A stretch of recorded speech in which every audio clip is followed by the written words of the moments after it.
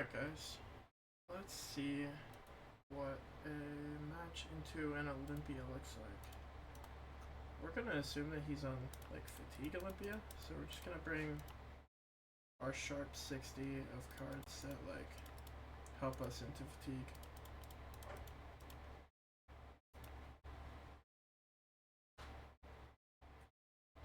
Interesting. Sabers Olympia.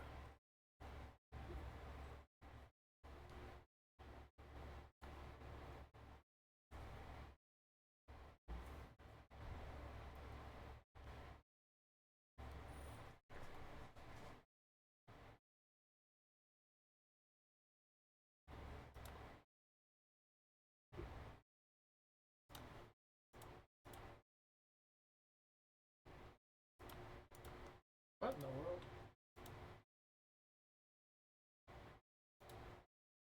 Oh, nice. I actually get... Oh, I don't get anything. I have nothing.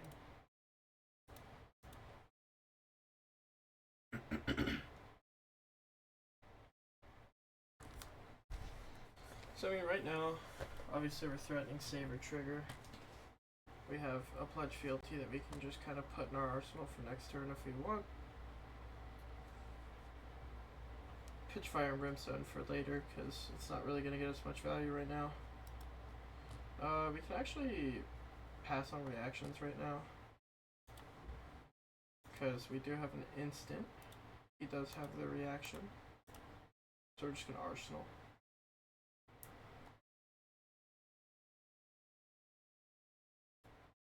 This is a really good hand.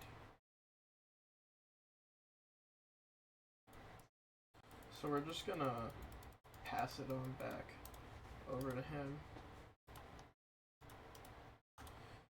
We're gonna swing dagger. Also, I bring Crown of Providence into Olympia because we want to try and avoid... Because like if he's on Decimator, then he'll probably be running like CNC and stuff like that, so it's just like Crown is probably a safer hedge unless you know your Olympia player is not on Count Your Blessings. So this is nice because now we get to swing Long Whisker.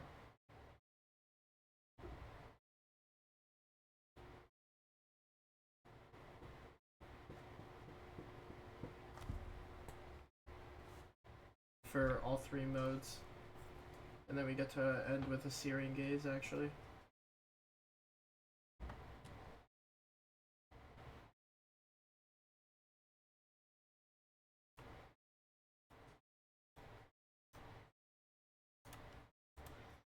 Actually, we get to do the on-hit mark mode. So if he doesn't block this out, but he does, we're gonna hit him anyway. Oh wow, this is really nice. We're just gonna block with boots here just in case we ever want to use him in the future now. And from here on out, this is just like a classic warrior matchup where our value is just so high. So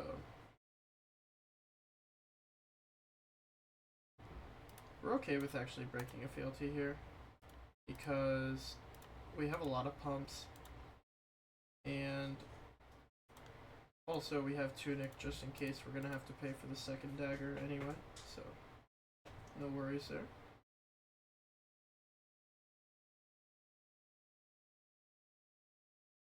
And we also bring in the Flight Path Killers in case he's on fatigue as well.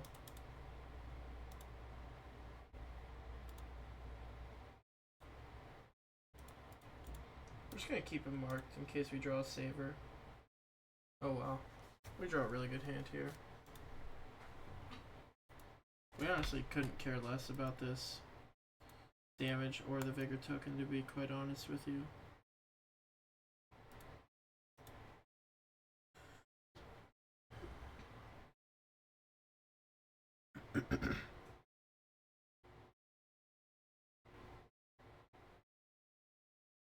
Hoping that, I mean honestly, if he blocks we're gonna play Provoke. If he doesn't block we're gonna play Hunt's End. So, like, regardless, there is really no right answer for him.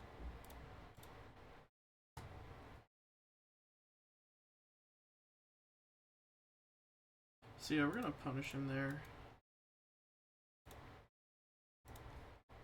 Probably just gonna play one of these affirm loyalties on top of the Hunt's End.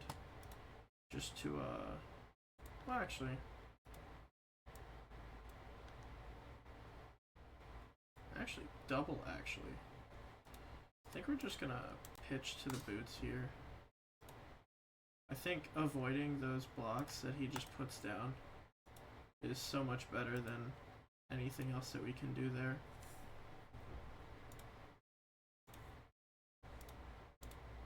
Because, like, we basically made him block 6 on the first one, 6 on the second one, and then we did our real damage. So we kind of screwed him there, to be quite honest. It's just another turn of us putting on the gas.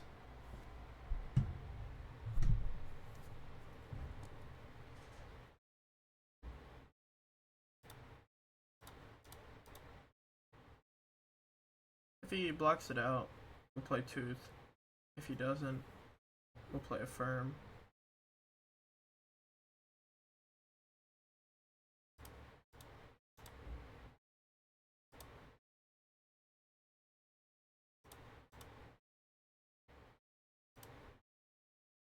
It's just like, he already spent so many cards blocking that if he keeps, like, we're just gonna keep chipping him down, and eventually he's gonna run out of cards. So here's him giving us the rest of his armor.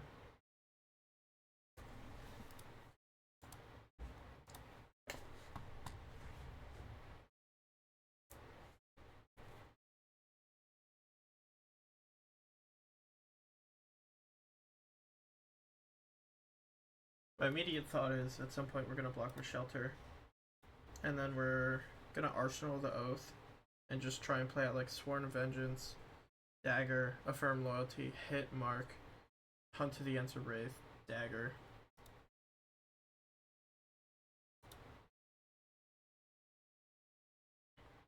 Damn, if only we could block that out. I am gonna still use the D-React though to block for damage. He probably has his specialization card in his hand right now. But we're just gonna do what we said we were gonna do. And we're just kind of saving Crown for the first turn that we can abuse it to make our hand better.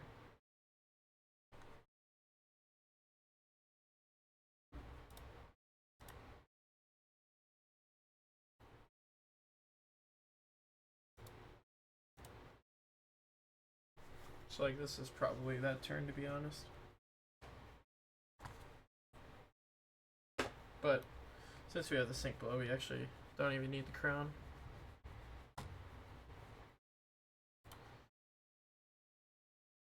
He's just pitching to his gold tokens here, trying to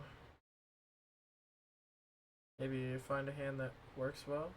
Not really sure what his plan here is.